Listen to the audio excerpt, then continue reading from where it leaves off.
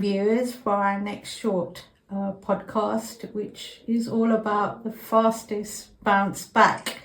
And I'm going to actually hand over to Snehal to chat about what means the fastest bounce back for you. Yes, absolutely. So for the viewers who have been following us for the first episode or two, we've covered redundancy, what a difficult period of time we've both been through. Like, you lose your identity, you lose your working pattern, you lose structure in your day. And I'd lost that for a year. You've lost that for about over a year as well. Yeah, a year and a half. A year and a half. And, at the end of that, we did kind of conclude on like a happy story of me finding another role through a referral. And actually what the viewers don't know, since that podcast was even recorded, was it lasted 10 weeks. I've worked for almost 2 decades, Sapna, and I've never worked for such a short tenure, such a short period of time.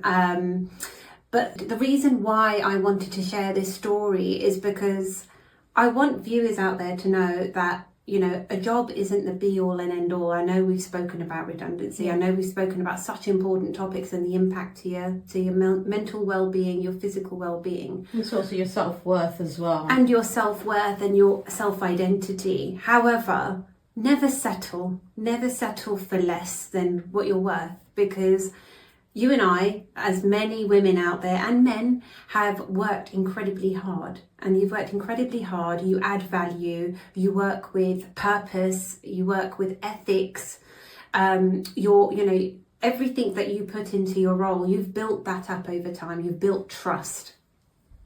When that's not appreciated, or you're hired for your skills and then they don't want your skills, they'll shove you into another role, or they just want you to kind of go against a to-do list. Like, we've hired you to do this very specific role, that we've created a role, it never existed before. That's how important it is. To then bring someone in and not allow them freely to do their job. So you're stuck between a rock and a hard place. You've been commissioned to deliver against a certain remit, against a certain scope. On the other hand, you're being squeezed into quite a different role. So either way, I was in a position where I felt I just wasn't able to do my job. And that wasn't, over time. That was on a day-to-day, week-to-week basis. So even just doing the basic thing, like coming to work and doing what I'd been asked to do, had become really, really difficult. I found myself in a situation where the first few weeks, everything felt okay, but there weren't huge red flags. There were kind of niggles in the back of my mind about how things work here. But if you're expecting everyone to come in and just do things your way, you're losing the diversity of thought. Everyone brings something different to the table, and where you don't appreciate that or welcome that, becomes a very toxic environment and a toxic culture. So I tried to hold my judgment back, and I thought, where can I add value? Because if I'm here to just deliver against a predetermined list of things to do, I'm not adding value. You can do that without me. So I tried, different ways to communicate, different ways to approach things, maybe something that would be more palatable.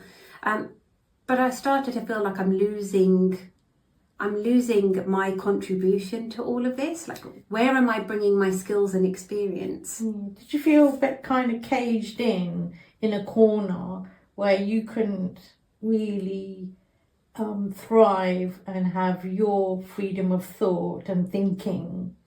And then you're trying to then lead a team at the same time, whereas you're feeling quite trapped. That's exactly it. So I felt like my hands were tied. I had to pull the team in a certain direction. I just couldn't do my job. I was set up to fail in that organisation, because if I went ahead and did what they hired me to do, then I'm not doing what I'm being asked to do now. And if I do what I'm being asked to do now, I'm not being true to myself, and I'm not delivering on what they had hired me to do to begin with. I was absolutely set up to fail, and I had to do some deep thinking over a number of weeks and a number of weekends. It got to about week 8, and it really became a struggle. There was no challenge, there was nothing, there were no ideas. It was just everything had to be done a certain way. Well, there's no creative thinking. There's no thinking outside the box. And even though I come from an IT background, IT build the systems out. It is the business that actually push the actual requirements or actually have that ask. It's technology that actually build it to deliver, to satisfy those requirements. Yeah. And my understanding after chatting to you, Snehal, today is that if you don't even understand what your business requirements are and you're building out something which might most probably never satisfy what your actual business requirements are, what is the point? Why have that whole expenditure and have teams work and focus on a new user interface, for example, or something, which is never going to actually feed off the appetite of actually is required. And my experience over the last couple of decades tells me you need to collaborate with your stakeholders. Absolutely. If you are building something for financial advisors and you're building something for clients, surely it's a logical thing to do to involve them in what are your priorities, what will drive the most value, what matters most to you, and then you translate that into delivery roadmap. And that's what you call strategy. Yeah. But there was a lack of strategic expertise, and that is why they hired me. But as I tried to embark on that and deliver against that, I was stopped. Yeah. And I think, that is a red flag. And I think for our viewers who are watching, this podcast, and if you feel stuck in an environment, whichever department you're in, whichever sector, and you're feeling the same, whether you've been there 5 years, 2 years, 10 weeks, you've just lasted. And I just want to enforce to viewers as well, you've been unemployed for a whole year. So you've gone from being unemployed for a year, going to go and get a job, and within 10 weeks, you have decided that this actually doesn't sit with your core beliefs or your standards or ways of working. My values. Yeah. Yeah, absolutely. And, this is why I wanted to share the story, because it's very easy to think, wow, I've had no job for a year.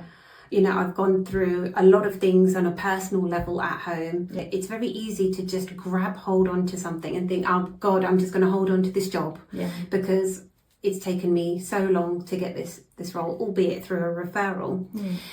So I come with some level of credibility. However, it really did not sit well with me. I just could not come into work and be like my honest, true self and bring any value. It's easy for someone to say, well, we're getting paid, let's just do what we're being asked to do and get on with it. But I haven't been brought up that way. My parents have always taught me, just be true to yourself, work hard.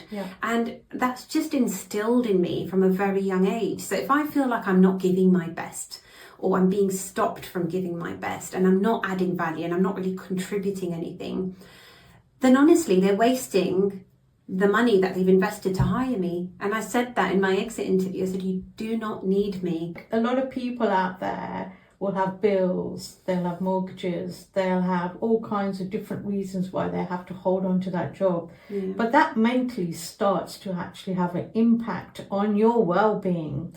You don't realise the stress levels, the cortisol levels, which actually then begin to reside and actually flare up. You cause inflammation through anxiety and stress within your bodies.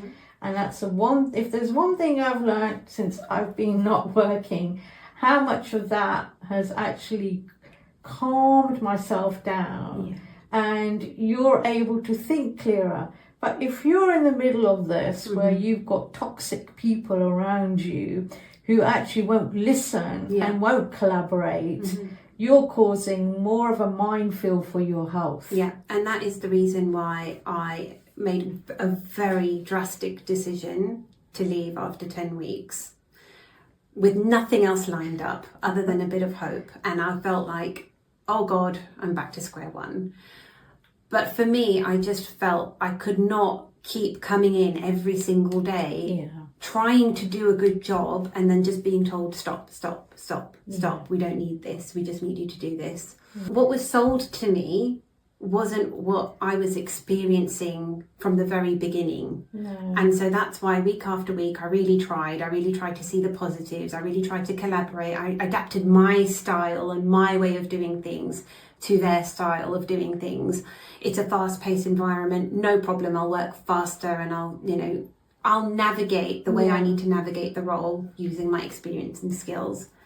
But I just felt sometimes you do have to trust in yourself, because I just felt I have too much to offer. Yeah.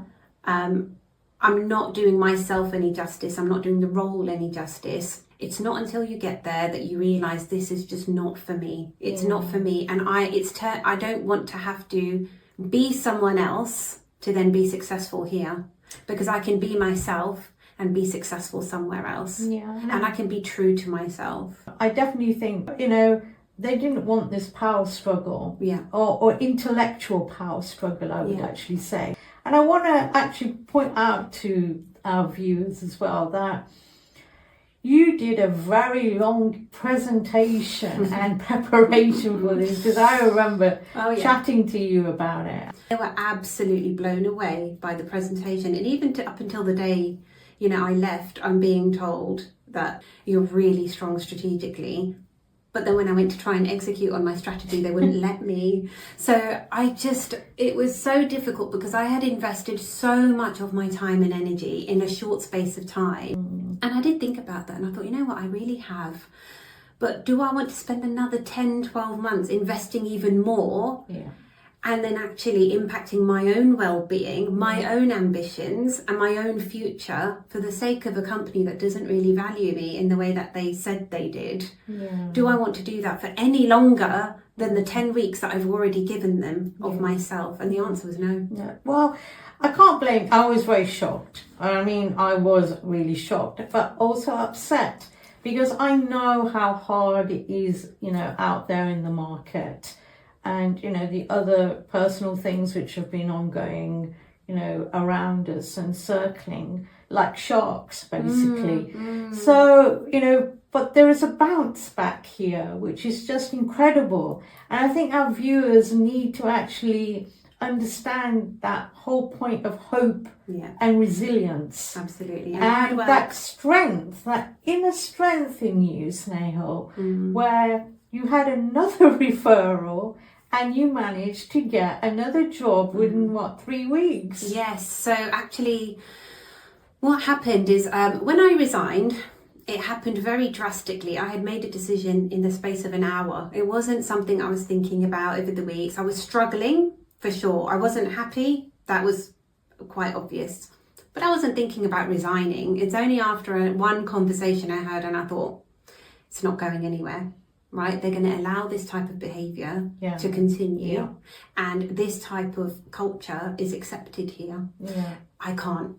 And within an hour, I remember calling my husband. He was in London that day in the office, and I said, I'm resigning. Is that okay? And of course, it was my decision, but we are a team and it impacts us. I don't know when, I didn't have anything lined up. So that was, I remember, on a Thursday. Now, the weekend before that, I had someone that I worked with at a firm 13 years ago, and I reported into him, and he reached out to me. And I was quite surprised that after 13 years, he thought of me. I thought, you know what? This is the second referral. I have so much to offer. I've left such a fantastic impression through my hard work in the early stages of my career. It is paying back now. And I did reply and I said, you know what, actually I am interested just to learn a little bit more and have a chat, have an informal chat. 3 to 4 weeks later, they were really keen to have me on board, because I had built skills in data and digital and strategy, and I'd worked in the business and I'd worked in technology, and they knew that I could speak the language of every team, that I could bring everyone together, and they really wanted that. What I noticed is my gut feel. And for anyone listening out there, always trust your gut, because even when I joined the previous company and I was there for 10 weeks, I just didn't feel right in my gut. I didn't feel like I belonged in that culture and in that organisation, in that role. But when I was interviewing for this other company, much smaller, everyone I came across just felt like I had known them for such a long time. I was so comfortable having conversations. It really felt this time that there were no egos. Yeah, That these are a bunch of people that are really bright, they're very experienced, and they just want the company to do well. Everyone is there with a common mission and a common goal, and they're all working towards that and want me to be part of that. I just felt the chemistry was right and the culture was right, and I felt like this is probably something I've been looking for all along. A smaller organisation, a strong culture, and somewhere where I'll just be able to come in and do what I need to do to make it a success. But also I think you'll be able to come in, add value, hit the ground running basically, and you'll be able to pull so many different threads because you've got so many strings to your bow. But what I want the viewers to actually understand that whilst it's a gut feel, your subconscious is really powerful. Your subconscious is always sending out messages, whether you universally believe in that or not. Your words, your actions. Your words are so powerful that you manifest that. You manifest that in ways which you will not realise. And you made that actually happen. So whilst your gut was feeling it and your words were actually expressing it, subconsciously you sent that energy out. And you had that referral come back. And that is the most powerful thing. That is within you to create those opportunities and that window or portal open to make things happen. And I just honestly feel like for everyone listening, it's not easy to make a decision like that. Yeah, I'm married, I have a mortgage to pay, I have a family to support, I have 2 young boys, you know, it's summer holidays right now, I'm paying for camps and summer camps and activities, etc. It all costs money. But when you truly believe that you're being set up to fail and you've worked very hard on that reputation, which is then solidified by 2 references. I got 2 roles through 2 references. That's credible. That you have so much to offer, and that something doesn't feel right, you have to go for it. You just have to trust your gut. And you know, there will be either single parents out there or parents out there that think, I just wouldn't be in a position to be able to do that. Never settle for less, because eventually a toxic environment will do so much damage to your mental well-being and your physical health. I promise you, whoever's listening out there, it's not worth it. It's not worth it. It's not worth it. Protect your mind, protect your body, protect yourself from toxicity. I think there'll be a lot of people out there who've been set up to fail, because even I've experienced that in my career. And you're then in this whirlpool of toxicity, you can't see your way out, you're looking and you're grasping for that staircase out, basically, out of that whirlpool, which is sucking you back in. No one should ever forget that when you are looking for a job and you're working for an organisation, it's always a 2-way street. You know, you need to get something out of it as well, whether that's purpose, whether that's satisfaction, a salary, you know, stability, growth, development, opportunity, that you're also giving something in return as well in terms of your expertise, and you're helping the business to grow. And if it's a 2-way street and there's mutual respect, you know, so much can be achieved. Anyone, you know, listening to this, you know, in a similar situation, you know, take it, you know, from you who's been through quite a lot. There's light at the end of the tunnel.